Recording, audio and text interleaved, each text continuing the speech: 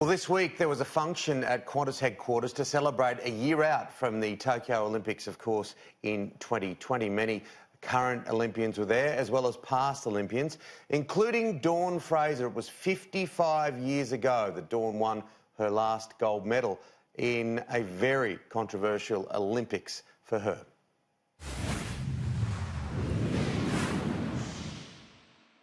Can you believe it's a year out to Japan? No, I can't believe, like yesterday was my 55th anniversary of winning my last gold medal in Tokyo.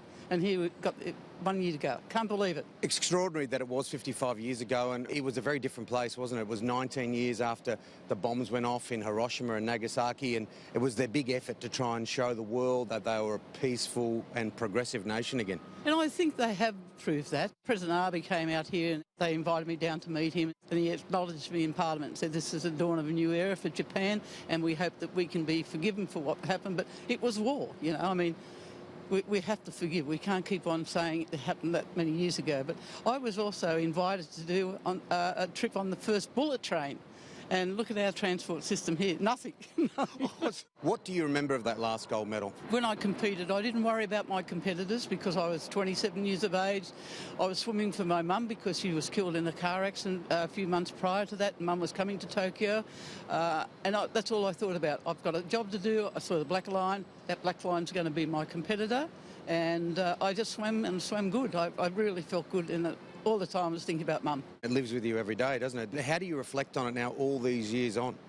Oh, you know, I still reflect on it, but we had a private meeting with some of the swimmers where you had to stand up and talk about something that was in there and you couldn't get out. And I spoke about the time I was the driver of the car that killed my mum. And, you know, all the swimmers, we were all crying and stuff like that. But I now can talk about it. Before, if anyone asked me, I wouldn't talk about it. But it's been released, and I thank the swimmers that were at that dinner, which was fantastic. Well, let's get back to the hijinks of Tokyo, because a week after the gold medal, you went and flogged the flag and got kicked out. Tell us about that. Next week it is. That's your anniversary. That's my anniversary. Well, I was doing a film. I was out of the village and I got exemption for the village to go and do this film for a Sydney company. And Doc Toying, who was their doctor of the team and a hockey player, they won a bronze medallion, and my producer said, let's invite the team back for drinks, which we did. And one thing led to another, and Dr. Toying said, do you want a flag, Fraser? I said, yeah, where is it? He said, just up the road. We went up there and we got a couple of flags down, then got chased by the police and got caught and taken to the Marunouchi police station. They didn't believe who I was, and until I got my producer to bring my gold medal down my accreditation. And they let me off, and the next morning there was a knock on my door and I was being bandaged on my left ankle for the doctor, and in came this detective sergeant from the police and with a big box of flowers, and he's saying to me, open up. And there was the Olympic flag with a letter from the Emperor saying, you know, take this home as a souvenir. You don't have to buy this.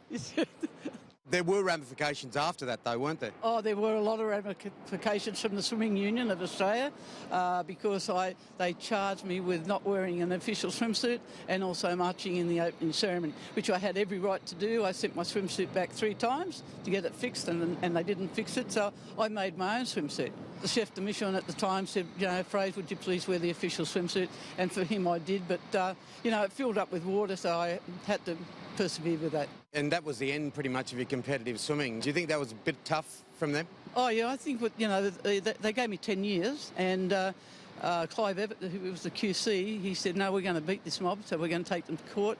Took them to court, but it took 3 years to go through the court, and I won my case. The judge let me off free, and I had to get my amateur status back, but Burge Phillips held it back for 9 months, and I couldn't train. I couldn't go into a swimming pool and train because those other swimmers in that water would have been rubbed out, and I wouldn't afford to do that. Let's get to the controversy that's happened over the past few days. Mac Horton not getting up there on the podium with Sun Yang, and we've seen another blow-up with an English athlete. What do you make of it all? I think that WADA and FINA have to get together. They're the ones that are fighting. And, you know, I can understand Mac Horton. He's making his presence felt. He's got to swim because he's chosen the Australian team. He can't pull out. People say it's unsportsmanlike. I don't think it is. He hasn't said anything to newspapers or the media at all. He just made that, I'm not going to shake hands, I'm not going to stand up, I'm not going to share the podium with him. And he got his medal anyway, but, you know, I support what Mac's doing. We've all asked for these drug cheats to be taken care of. He shouldn't have been swimming in these World Championships. He's got a court case coming up in September. Wada and Feeney should have said, righto, you can't swim until you go to this court case, we finalise it. Well, happy anniversary for 55 years on the gold medal and that great Australian little bit of hijinks. I love it. Look, the story fits so beautifully.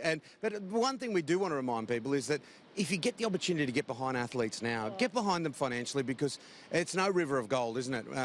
No, I've never had a sponsor in my life, and I've never, sort of earned any money out of sport. But thank goodness I fought to get rid of the amateur status in swimming, and that's gone now. Look, there's companies out there that can, be good to some of our athletes, not just swimmers, all of our athletes, help them along the way, because if they win a gold medal, they've got to come back to Australia and go straight back to work because they can't afford to live. Come on, help them.